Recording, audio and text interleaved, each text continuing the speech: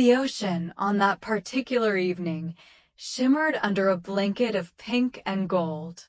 The waves whispered softly to the shore, as though they were telling secrets only the sea could keep. Far beneath those gentle swells, where sunlight melted into sapphire darkness, lived a young mermaid named Nerina. Nerina was not like the other merfolk who danced and sang in the coral gardens.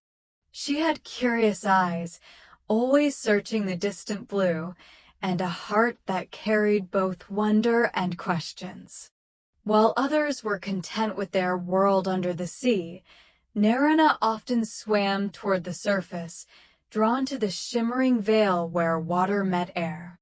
But Nerina carried a secret so heavy it sometimes felt like an anchor pulling her deeper. Years ago, her mother, the gentle and wise queen of the Eastern Reef, had vanished during a storm. No one knew where she had gone, but whispers in the kingdom said she had been swept to the surface and never returned. From that day, Nerina promised herself she would one day learn the truth, even if it meant breaking the one rule every merfolk child was taught: never trust the surface world. The call of the surface. One moonlit night, Nerina drifted near the edge of the shallows. She listened to the lull of the waves against the rocks above. It was then she heard something strange, a sound unlike any whale song or fish chatter. It was soft, trembling, like crying. She rose slowly, her silver-blue tail gliding through ribbons of moonlight until her head broke the surface. There, on a lonely piece of driftwood, clung a human boy no older than 12. His hair was plastered to his forehead, and his lips trembled in the cool night air. His small hands clutched the wood desperately, and his eyes, half closed from exhaustion, met hers. "Don't let me go," he whispered. Without hesitation, Nerina pushed the driftwood toward the shore. She could feel his frail body shaking as the waves carried them closer to safety. "You'll be okay," she said softly, though she knew he couldn't understand mare tongue. Still, she hummed a song her mother once sang, a tune that spoke of calm seas and safe harbors.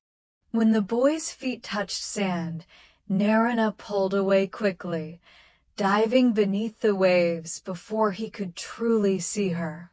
The forbidden curiosity. For days after, Nerina couldn't stop thinking about him, the way his voice cracked with fear, the fragile way he clung to life. The merfolk elders would scold her if they knew, but something about helping him filled her heart with a warmth she hadn't felt in years. And so, Nerina began to watch the shore from a distance. She saw the boy, whose name she overheard as Eli, walking the beach, scanning the waves, as if hoping to see her again. He never saw her, but sometimes he would sit on the rocks and speak into the wind. "Whoever you are, thank you," he would say. "You saved me." A new storm. One afternoon, as Nerina lingered in the kelp forest, a sudden shift in the current made her pause. Dark clouds gathered above, and the water grew choppy. Storms were dangerous for merfolk. They churned the waters, scattered fish, and tore apart coral homes. But then, through the roar of the sea, she heard something faint. A cry. Her heart froze. Breaking through the foamy surface, she spotted Eli, caught in a small fishing boat being tossed like a leaf in the wind. His oar was gone, and the boat tilted dangerously. Without thinking, Nerina surged forward. The waves slammed against her, but she pushed through, gripping the side of the boat. "Hold on," she called, forgetting for a moment that he couldn't understand her. Eli's eyes widened as he recognized her, not as a trick of the storm, but the same strange, beautiful creature who had saved him before. "I knew you were real," he gasped. With a powerful flick of her tail, Narina guided the boat toward the calmer waters near the cove. But the storm was merciless. A massive wave crashed down, splintering the boat. Narina dove under, caught Eli by the arm, and pulled him toward the shore once more. When they finally reached the sand, Eli coughed and gasped for breath. Narina lingered in the shallows, unsure if she should speak. Why do you keep saving me?" he asked between breaths. She hesitated, then whispered, "Because I know what it's like to lose someone to the sea." The truth surfaces. Over the weeks that followed, Narina and Eli found ways to speak. She taught him simple mare tongue, and he taught her human words. They spoke about the sea, about the land, and about loss. Narina learned Eli's parents had both been lost in a shipwreck, and he had been living with his grandfather. In return, Narina told him about her mother's disappearance. "One day I'll find her," Narina said quietly.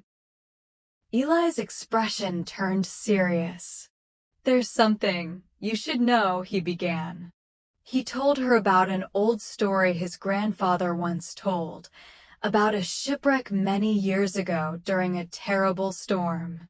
Among the survivors was a woman with strange, shimmering eyes, found washed up on the shore.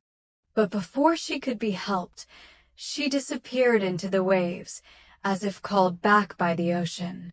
Narina's heart pounded. "Where?" she asked. Eli pointed toward the farthest edge of the horizon. "The Forgotten Isle. The Journey of Hope."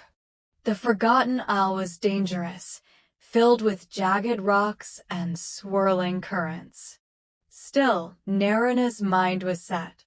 One misty morning, she swam alongside Eli, who rowed in his grandfather's old fishing boat. Together, they searched through reefs and caves. Days passed. Food ran low. The sea grew colder. But on the 5th day, in a quiet inlet, they found her. A woman with long silver hair and eyes like Narina's, singing softly to herself.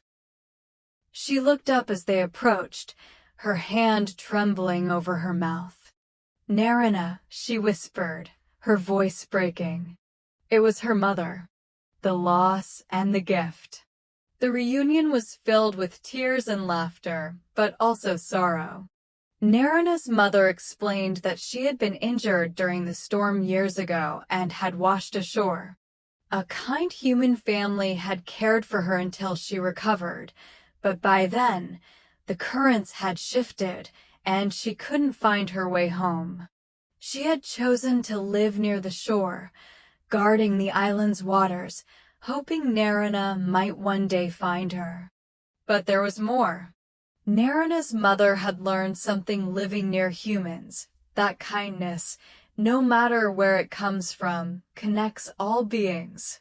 "Eli," she said, turning to him, "you brought my daughter to me. For that, I owe you my life." Eli smiled shyly. "You both saved mine. I guess we're even." The choice.